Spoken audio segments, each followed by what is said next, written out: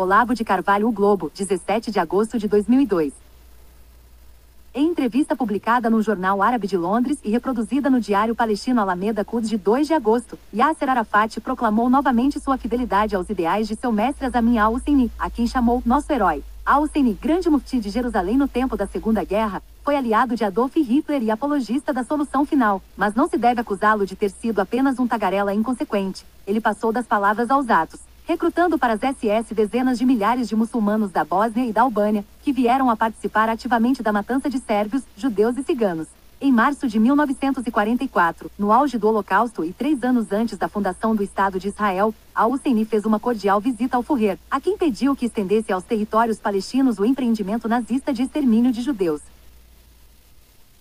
Não satisfeito com meras conversações de gabinete, exclamou em entrevista a uma rádio de Berlim: árabes, matai os judeus onde os encontrardes. Isso agrada a Deus, a história e a religião. Arafat foi protegido de al-Husseini durante 40 anos, mas a bondade do mestre para com seu discípulo também não ficou em palavras. O grande mufti mandou vir de Berlim técnicos das SS para aprimorar o treinamento militar do seu pupilo, que veio a se revelar um menino notável. Tão notável que hoje, passado meio século, ele já se tornou uma espécie de ser miraculoso, encarnação viva da coincidentia opositor 1. De um lado, recebe o apoio enfático de todas as organizações neonazistas do mundo. De outro, quem é chamado de nazista na mídia dita esclarecida não é ele, e sim o imprudente que se aventure a falar mal dele ou de seus parceiros queridos, Saddam Hussein, Fidel Castro, as Farc e a garotada enragei do Fórum Social Mundial. Talvez explique esse paradoxo o fato de que a organização que ele preside, a OLP, foi criada pela KGB, você sabia? Com fragmentos de organizações palestinas mais antigas. Foi também a URSS que rearmou o exército alemão com o intuito de usar os nazistas como estopins do processo revolucionário, e depois, quando os manobrados se voltaram contra o manobrista invadindo o território soviético em vez de seguir fielmente o plano original de Stalin, lançou uma vasta campanha mundial de antinazismo retroativo, impondo até hoje como verdade inquestionável a lenda que faz do socialismo o inimigo natural em vez de pai do nazismo. Poucas mentiras antigas conservam ainda o apelo nostálgico da literatura antinazista produzida às pressas nos anos 40, sob encomenda de Stalin, para camuflar ex post facto a desastrosa parceria com que ele produzira a Segunda Guerra Mundial. É graças à força residual dessa mistura estonteante de maquiavelismo e retórica sentimental que a elite falante do Ocidente, por exemplo, 90% do pessoal das nossas redações, pode hoje fazer causa comum com Arafat e os neonazistas e ao mesmo tempo se encher de brios antinazistas, quase chorando de indignada emoção ao falar contra Israel e os Estados Unidos. A mentira é a maior força enlouquecedora do universo. Guiado por ela, o mais inteligente dos homens se põe docilmente a serviço daquilo que professa odiar, e nem faz ideia do abismo de paradoxos em que mergulhou sua porca vida. E vá você tentar alertá-lo. O que tenho recebido de e-mails indignados de sujeitos que me acusam de ser um monstro, porque tento assassinar seus belos sonhos, é uma grandeza. E se lhes digo que foram mantidos sonhando para ser usados na produção da mais medonha realidade, então respondem que sou uma alma perversa, carregada de ódio, tão diferente de Arafat e Fidel Castro, essas flores do puro amor. Educadas nessa base, não é de espantar que tantas almas padeçam do que chamo síndrome da desconfiança enviesada, olham com suspicácia paranoica os Estados Unidos e Israel, adivinhando conspirações mortíferas, ao mesmo tempo que nunca ousam sequer imaginar alguma intenção maldosa no que venha do outro lado. Rejeitam a hipótese in limine, sem necessidade de verificação, mesmo quando são profissionais do jornalismo, que se gabam de tudo verificar. Fidel Castro, metido no narcotráfico? Anátema. A China financiando terroristas? Loucura. Morticínio de brancos na África do Sul? Calúnia. E não se fala mais nisso. Sinistra locuta causa finita. Nem de longe passa pela cabeça desses beatos que há uma diferença entre a dose de maquiavelismo assassino possível numa democracia, onde tudo pode ser vasculhado pela mídia, e num regime como o de Cuba ou da China, onde os canais de informação são controlados pelo governo. Acreditam que Bush passa o dia tramando conspirações no porão, enquanto Fidel e Arafat são a transparência encarnada. Nem de longe vislumbram a hipótese de examinar com igual desconfiança e igual candura os dois lados. É claro, se fizessem isso como eu fiz, acordariam de seu sonho embriagante e não suportariam a humilhação de saber que foram idiotas úteis. Olavo de Carvalho, O Globo, 19 de maio de 2002. Um dos mais velhos truques da engenharia psicológica socialista é desnortear o adversário mediante o expediente de acusá-lo, fingindo seriedade, precisamente do contrário do que fez. Nos processos de Moscou, os réus, levados ao desespero pela dificuldade de explicar-se em tais circunstâncias, acabavam confessando crimes que não tinham cometido. O uso desse artifício se disseminou de tal modo na cultura esquerdista que acabou por se incorporar à forma mentis de muitas pessoas e hoje é o seu modo habitual de raciocinar. A premeditação maquiavélica tornou-se inocência perversa. Tal é o caso de Dona Cláudia Furiati, que de certo contraiu o vício em seus 10 anos de permanência nos arquivos subterrâneos do Serviço Secreto de Cuba. De uma comparação que montei entre o antissemitismo retórico de Le Pen e o antissemitismo armado de Yasser Arafat, essa senhora, forçando o sentido das palavras até o último limite do possível, tentou extrair e impingir aos leitores a estupenda conclusão de que eu estaria fazendo a apologia do chefe do Front National francês. Mediante esse giro de significado, meu esforço de defender os judeus contra uma engenhosa agressão bilateral tornava-se mágica e retroativamente propaganda antissemita. Os leitores judeus que me escreveram agradecendo o apoio e pedindo autorização para reproduzir meu artigo em revistas judaicas seriam, portanto, idiotas ludibriados por uma astúcia verbal demasiado sutil para o seu QI, finalmente desmascarada pelo providencial tirocínio hermenêutico de Dona Cláudia Furiati. Não havia aí nada a discutir, pois uma discussão requer argumentos, e essa vulgar tentativa de me indispor com aqueles cuja defesa eu assumirá não constituía de maneira alguma um argumento, apenas uma intriga que já denunciava, no ato, a formidável baixeza de caráter de sua autora. Se do ponto de vista psicológico a manipulação semântica operada por Dona Cláudia era um caso clássico de acusação invertida, se juridicamente era uma calúnia dolosa típica, visando a transformar em suspeito do crime o advogado das vítimas, do ponto de vista lógico a estrutura do raciocínio usado para esse fim era precisamente a mesmíssima que o coletivo marxista já havia recorrido contra mim numa célebre polêmica sobre tortura e terrorismo à vida neste jornal, deduzir de uma comparação da gravidade relativa de dois crimes, a propaganda de um deles. Raciocínio que, segundo observei na época, resultava em condenar por apologia do crime o próprio Código Penal, que é todo ele uma hierarquização comparativa dos delitos e das penas. E Dona Cláudia, após apelar com a maior sem cerimônia a esse ostensivo artifício erístico já catalogado no Tratado de Schopenhauer sobre charlatanismo intelectual que eu mesmo publicara, em edição comentada, ainda tinha a imensurável cara de pau de me imputar o uso de sofismas, tornando-se destaque vencedora em conteste do Campeonato Nacional de Varas Curtas. Como, ademais, eu me abstivesse de oferecer à imputação caluniosa a única resposta que merecia, que seria uma interpelação judicial, e ainda concedesse a de Cláudia o benefício da dúvida, limitando-se a confessar minha dificuldade de distinguir a cota de burrice e a de má intenção nas suas palavras. A abusadíssima senhora voltou à carga, dando-se ares de dignidade ofendida, como se alguma dignidade pudesse haver num sussurro de intrigante, e alegando-se vítima de grosserias como se acusar alguém de um crime que não cometeu fosse maior delicadeza que revidar o ataque chamando simplesmente o acusador de burro ou mentiroso.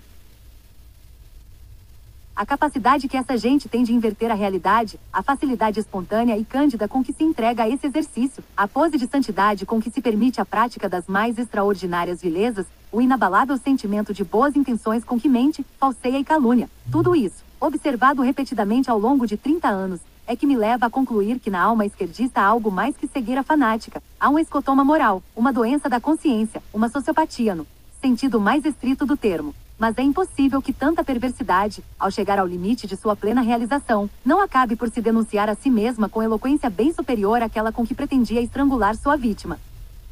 O artigo de minha lavra que citou os maus instintos de Dona Cláudia afirmava, em resumo, que a esquerda atraía o olhar dos judeus para um risco menor e de longo prazo, de modo a poder mais facilmente entregá-los inermes, nas mãos do perigo maior e imediato representado pelas tropas de Yasser Arafat e seus fiéis escudeiros da mídia esquerdista internacional. Tal era a perfídia que eu denunciava. Que mais se poderia esperar de uma garota propaganda do esquerdismo organizado senão que, no ato mesmo de negá-la, voltasse a cometê-la por sua vez? Pois logo após virar do avesso minhas palavras para fazer delas uma apologia daquilo que condenavam, Dona Cláudia, sentindo-se protegida de toda suspeita por trás do véu de calúnia que tecerá contra mim, podia passar, sem riscos e com a maior cara de inocência, ao que verdadeiramente lhe interessava, a propaganda explícita de Yasser Arafat. Arafat não é antissemita nem inimigo dos judeus, proclamava ela. Essa frase, dita sem preparação, se denunciaria instantaneamente como publicidade enganosa ou sintoma de debilidade mental, pois as provas do antissemitismo de Arafat são tantas e tão notórias, que a única dificuldade de apresentá-las é o em barras de Choix. Só para citar a mais leve, o chefe da OLP volta e meia se proclama fiel discípulo de Ajamin al-Husseini e continuador da sua obra. Husseini foi o doutrinário radical que buscou ajuda da Alemanha nazista para seu plano de expulsar, já antes de fundado o Estado de Israel, todos os judeus da Palestina. Ser discípulo desse sujeito sem ser antissemita é mais difícil do que dividir um quadrado na diagonal sem obter dois triângulos isósceles. Yasser Arafat tanto não tem conseguido que nos papéis oficiais de sua organização, o timbre com o nome Palestina, bem em cima de um mapa em que o futuro Estado aparece ocupando não uma parte do território, obtida em partilha consensual, mas todo o espaço do atual Estado de Israel. O intuito de varrer os judeus do mapa não é, nesse caso, uma figura de linguagem, é uma lição de geografia. Fazer o público engolir um tipo desses no papel de amigo dos judeus era, em boa lógica, missão impossível. Como tentar realizá-la? Se não pelo ardil de granjear primeiro a benevolência dos leitores judeus mediante uma lisonjeira e bem arquitetada aparência de combate ao antissemitismo? No fim, nada tenho a queixar-me de Dona Cláudia. Tenho sim a agradecer-lhe por haver personificado tão didaticamente a mesmíssima perfídia estratégica da mídia esquerdista internacional que eu vinha tentando explicar. 7 de agosto de 2006. Vivenciar conscientemente o tempo histórico em que transcorre a nossa existência é um privilégio, um dever e um direito da inteligência individual, que não alcança sua plenitude senão absorvendo e integrando as tensões e mutações do ambiente maior em torno. Desde o início do século XX esse direito foi negado a várias gerações de seres humanos, induzidos a viver uma história fictícia no mundo paralelo das militâncias ideológicas e a atravessar a existência em pleno estado de ignorância quanto aos fatores reais que determinaram o seu destino. A ilusão socialista não consiste somente no erro de previsão quanto aos objetivos finais. Se fosse assim, ela seria apenas o final trágico de existências nobres. Mas a expectativa falsa quanto ao futuro já falsifica a vida presente. Ela perpassa toda a biografia de cada militante, tingindo de farsa e auto-engano cada um de seus atos e pensamentos, mesmo os mais íntimos, pessoais e aparentemente alheios à luta política. É só estudar as vidas de Marx, de Lenin, de Stalin, de Mao, de Guevara, de Fidel Castro, de Yasser Arafat, ou de seus acólitos intelectuais, os Sartres, Brechts, Althusser e Tutti Quanti para entender do que estou falando. Cada um desses homens que tiveram nas mãos os destinos de milhões de pessoas foi um deficiente emocional, cronicamente imaturo, incapaz de criar uma família, de arcar com uma responsabilidade econômica ou de manter relações pessoais normais com quem quer que fosse. Em compensação do aborto moral de suas vidas, criaram a idealização pomposa do revolucionário, isto é, deles próprios, como encarnação de um tipo superior de humanidade, adornando com um toque de estética kit a mentira existencial total. Eles não são personagens de tragédia. A regra essencial da tragédia é a ausência de culpa. O herói trágico não pode estar abaixo das circunstâncias, não pode ser um perverso, um fraco, um idiota incapaz de arcar com a própria vida. Ele fracassa porque entra em choque com as exigências superiores de uma ordem cósmica invisível. Seu único delito é não ser sobre-humano numa situação que lhe impõe desafios sobre-humanos. Mas perceber a falácia intrínseca da promessa socialista não é um desafio sobre-humano. É um dever elementar de qualquer inteligência média que se dispõe a examinar o assunto objetivamente. Aqueles que fogem a esse exame, transferindo a partidos, a movimentos ou à opinião pública as responsabilidades da sua consciência individual, renunciam ipso facto à dignidade da inteligência e se consagram a uma luta obstinada e fútil contra a estrutura da realidade. Vai nisso uma mistura de vaidade adolescente, de revolta gnóstica e daquele orgulho satânico que é a compensação quase automática da covardia existencial. Tudo isso é lamentável, mas não é trágico, é grotesco. Não há tragédia no fracasso do socialismo, há apenas uma palhaçada sangrenta. O modelo dos líderes e dos ídolos intelectuais é repetido, em série ilimitada, nas vidas de militantes, simpatizantes e companheiros de viagem, acabando por espalhar-se entre o público geral. O rancor sem fim contra pais e mães, a destruição da unidade familiar, o ódio às exigências morais das tradições religiosas, a busca desesperada de sensações por meio do consumo de drogas, a reivindicação pueril do direito ao prazer, a transformação do erotismo numa escalada de exigências egolátricas que começa no protesto feminista e culmina na apologia aberta da pedofilia e do incesto, a disseminação de técnicas pedagógicas que estimulam a delinquência infanto-juvenil, tudo isso é a projeção ampliada do estilo de vida dos grandes revolucionários, espraiada no tecido da sociedade ao ponto de já não reconhecer-se como tal e transfigurada num sistema de obrigações éticas, base de julgamentos, acusações, cobranças e chantagens. O fundo de tudo é o ódio à realidade, a recusa de arcar com o peso da existência, o sonho gnóstico de transfigurar a ordem das coisas por meio da autoexaltação psicótica e de truques mágicos como a reforma do vocabulário. Não espanta que a política produzida por essas pessoas seja uma contradição viva, uma imensa engenhoca entrópica que cresce por meio da autodestruição e se inebria de vanglória na contemplação das próprias derrotas. Nenhuma exploração capitalista, por mais selvagem que a rotulassem, conseguiu matar de fome multidões tão vastas quanto as que pereceram durante a estatização da agricultura na URSS, o grande salto para a frente, de Mao Zedong ou os experimentos socialistas em vários países da África. A luta contra a miséria continua sendo o principal pretexto moral do socialismo, mas a verdade é que a maior contribuição do socialismo à vitória nessa luta seria simplesmente cessar de existir.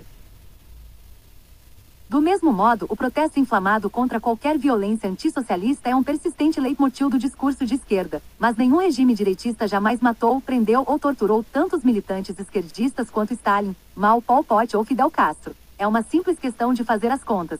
Se os socialistas tivessem um pingo de respeito por seus próprios direitos humanos, voltariam para suas casas e deixariam que a boa e velha democracia burguesa os protegesse contra a tentação suicida de implantar o socialismo. Do mesmo modo, quando os esquerdistas começam a falar em paz, a prudência recomendaria que começassem a estocar comida no porão para a próxima guerra em que seus líderes os estão metendo naquele mesmo momento. O movimento pacifista encabeçado pelos partidos comunistas da Europa nos anos 30 foi um truque concebido por Stalin para dar tempo à Alemanha de se rearmar com a ajuda soviética e destruir a ordem burguesa do velho mundo. Leiam o clássico Stalin's War, de Ernest Topik. Milhões de franceses idiotas gritaram em passeatas e agitaram bandeirinhas brancas sem saber que isso era o passaporte para o matadouro. Os tratados que, atendendo ao clamor de uma geração inteira de jovens enragês, puseram fim aos combates no Vietnã em 1972. Deram um salvo-conduto para que os comunistas invadissem o Vietnã do Sul e o vizinho Camboja e matassem aí 3 milhões de civis, 4 vezes o número total de vítimas civis e militares da guerra. Enganam-se aqueles que enxergam na novilíngua Newspeak, de George Orwell, apenas um truque publicitário concebido por líderes maquiavélicos para induzir militantes estúpidos a aceitar a guerra como paz, a tirania como liberdade. Esses líderes maquiavélicos não têm nenhum controle sobre o processo, que com raras e inevitáveis exceções, termina por arrastá-los e destruí-los no meio de suas vítimas. O paradoxo autodestrutivo está no centro de cada alma militante porque está na raiz mesma do movimento socialista, que nasce da aspiração gnóstica à supressão do mundo físico e se condensa na proclamação absurda de Hegel. O ser, na sua indeterminação, é o nada, uma confusão patética entre discurso e existência, destinada a ter as mais monstruosas consequências intelectuais e históricas.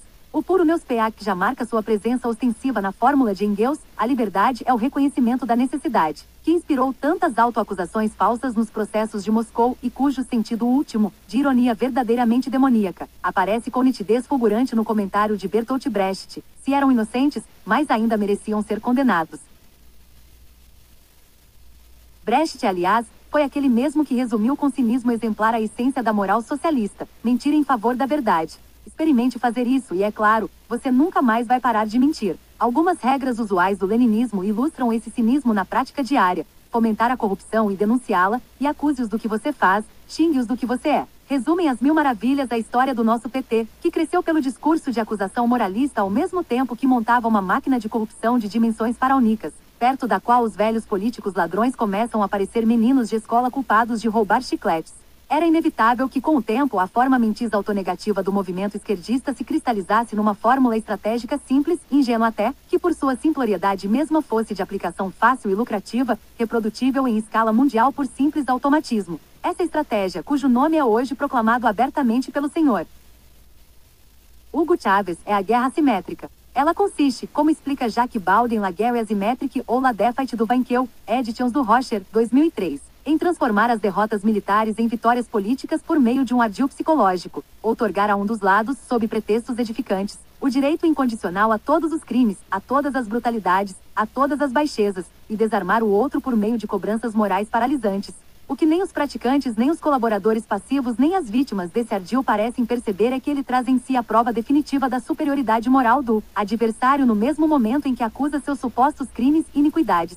É claro, se o acusado não fosse moralmente sensível, consciencioso, escrupuloso, seria impossível inibi-lo mediante o apelo a seus deveres éticos.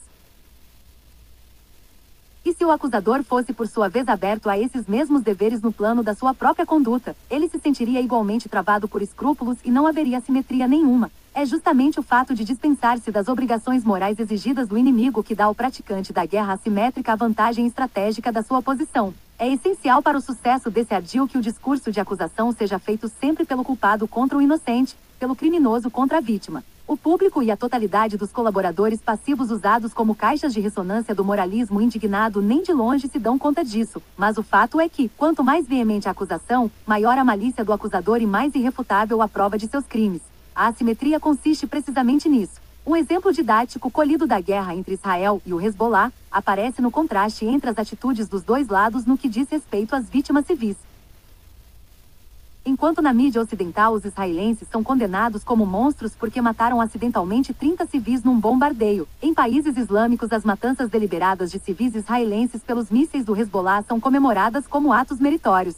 Se o leitor duvida, veja o documentário em http://pmw.org.il/boletim_alg2006.htm Jogo da Velha, B020806.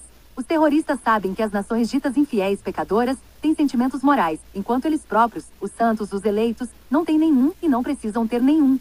Sua moral consiste apenas na glorificação descarada dos próprios crimes, e é ela que lhes dá a vitória na guerra assimétrica. Outros exemplos, ainda mais eloquentes, estão nas fotos que ilustram esta página. Tiradas numa passeata de militantes palestinos em Londres, foram enviadas pela escritora Bela Josel, uma judia brasileira residente na Inglaterra, a amigos seus em várias partes do mundo, e vieram parar na minha caixa postal. Enquanto na própria comunidade judaica muitos se sentem inibidos de desejar em público a vitória de Israel, preferindo fazer discursos tímidos e genéricos em favor da paz, elas mostram a verdadeira face da ideologia radical islâmica, que a mídia ocidental, colaborando na guerra assimétrica, esconde para dar feições mais humanas aos terroristas e criar no mínimo uma impressão enganosa de equivalência moral. As inscrições nestes cartazes dizem tudo. O que o outro mundo possível promete conscientemente à humanidade, sob os pretextos mais sublimes, é um novo holocausto, de proporções colossais, e a liquidação de tudo que conhecemos como liberdade e direitos humanos.